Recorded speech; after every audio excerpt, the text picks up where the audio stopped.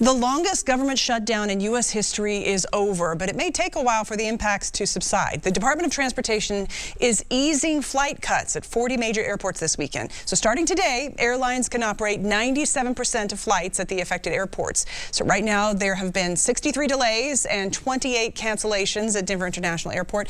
That is a far cry from the hundreds of cancellations and delays we were seeing just last weekend. Denver 7's Veronica Costa looks into when we might see things return to normal.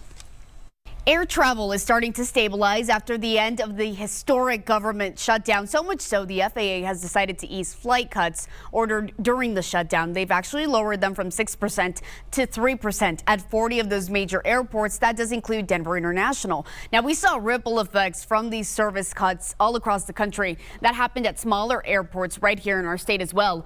For weeks, I spoke with Angela Grana. She's a TSA officer at the La Plata Airport in Durango. When the shutdown ended, she told me she was relieved for her colleagues who were scraping by. She was even more excited when she heard the Department of Homeland Security was planning to give some officers a $10,000 bonus if they showed up to work during the shutdown.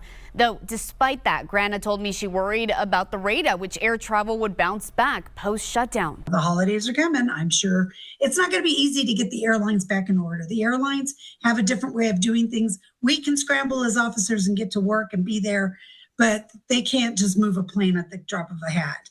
And if a plane is already stationed somewhere, it's going to take a while to get the crew and get everybody that's going to that plane back and put that plane back in service.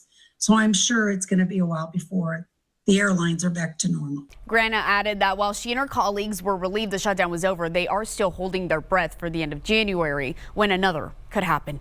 In studio, Veronica Acosta, Denver 7.